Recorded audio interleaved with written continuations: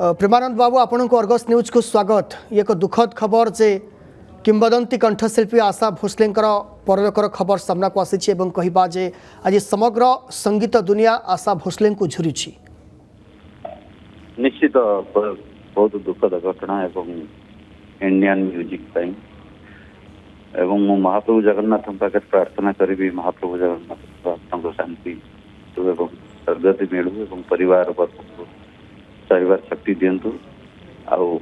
निश्चित तो आशा जी जहाँ गाई जाइछन्ति गायकी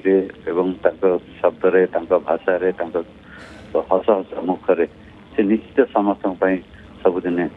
स्व शरीर नाचि माने स्थूल शरीर जो सृष्टि कर हिसाब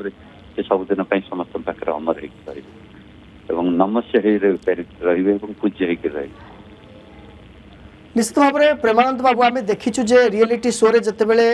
गेस्ट भाव में अतिथि भाव में आसती से अनेक युव प्रतिभा मान को प्रेरणा देइछन्ति जे केमती संगीत गाइले केमती लोकों का आदृत हो पारिबा आम अनेक समय देखीचु। निश्चित देखो आप जीवन शेष पर्यंत 92 वर्ष बयस से आज देहांत होती शेष पर्यंत मुख मुहर सब हस हस मुखटे थाए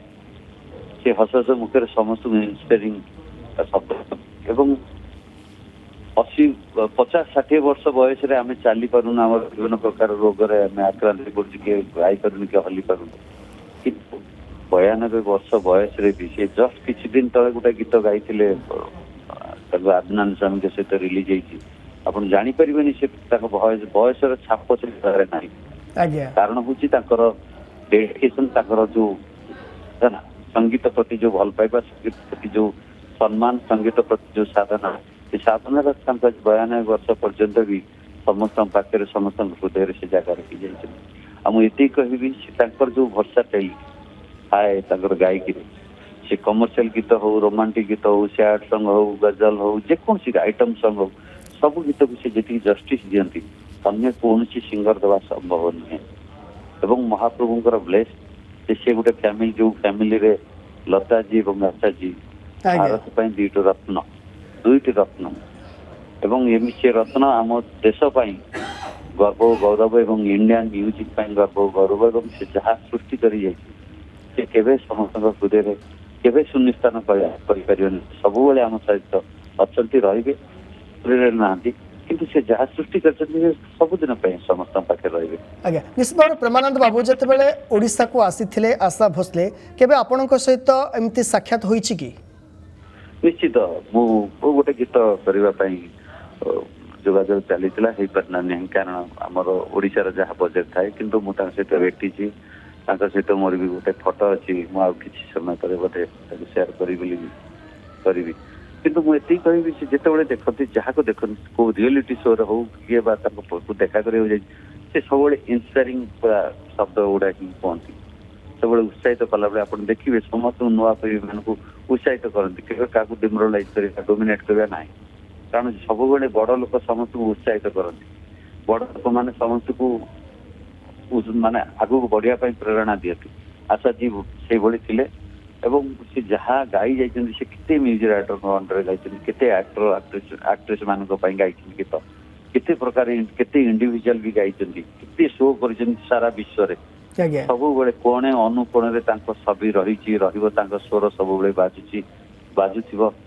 सृष्टि जे पर्यंत अछि तांको स्वर से पर्यंत रहिबो। निश्चित प्रेमानंद बाबू ओडिया रे से केते एमती गीत गाइछन्ति आशा दीदी जे लोकंकर आदृत लाभ करिछि कहि परिबा लोक मानकर विशेष कर से गीत प्रति एबे भी लोकंक मन रे एक छाप सृष्टि करिछि। देखो ओडिया रे बहुत कम गीत गाइछन्ति काना शांतनु महापात्र जेतबेले थिले सेतबेले म्यूजिक डायरेक्टर सी हिंग करि पचन मोहम्मद रफी हुंतु लता जी हुंतु आशा जी हुंतु हरिहरन हुंतु तांको गुआई एवं केते गाई बड़ कथा नुहे बड़ कथा हूँ ओडिया फिल्म इंडस्ट्री भी किसी अवदान इंडियन म्यूजिक भी अवदान अच्छी गोटे गाँतु 5टा गाँतु 50टा गाँतु किंतु गोटे लैंग्वेज को से रेस्पेक्ट एवं से भली ये गाई पारि ମୁଁ ଏତିକି କହିବି ସେ ଯେତେବେଳେ ଯୋଉ ଭାଷା ସେ ଖାଲି ଓଡ଼ିଆ ଗାଇ ନାହାନ୍ତି ଆଜ୍ଞା ଅଲଗା ମରାଠୀ ତ ତାଙ୍କର ମଦର ଲାଙ୍ଗୁଏଜ ମରାଠୀ ଗାଇଛନ୍ତି, ହିନ୍ଦୀ ଗାଇଛନ୍ତି, ବେଙ୍ଗଲୀ ଗାଇଛନ୍ତି, ଓଡ଼ିଆ ଗାଇଛନ୍ତି, ମୁଁ ଯେତିକି ଜାଣି ବହୁତ ଭାଷାରେ ସେ ଗାଇଛନ୍ତି। ତେଣୁ ସେ ଯେତେବେଳେ ଯୋଉ ଗୀତକୁ ଗାଇଛନ୍ତି ଯେମିତି ବି ଗାଇଛନ୍ତି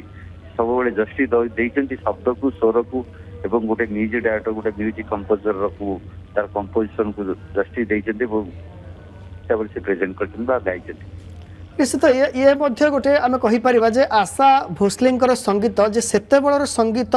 ବର୍ତ୍ତମାନର ଯଦି ତାକୁ ରିମେକ୍ କରାଯାଉଛି ତାହା ବି ମଧ୍ୟ ଲୋକାଦୃତ ହେଉଛି।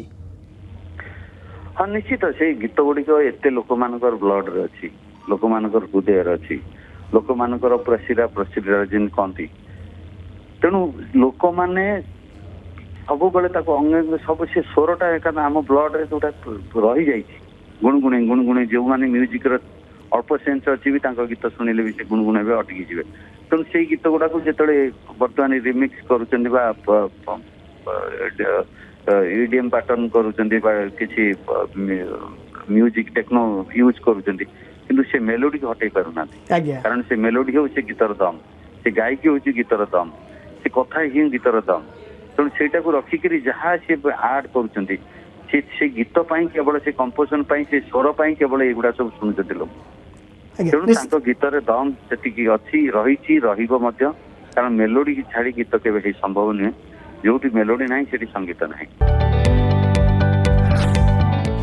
जदि आपंक आम भिडी भल लगा तेब आम चैनल को लाइक, शेयर और सब्सक्राइब करने को जमा भी भूलु नहीं।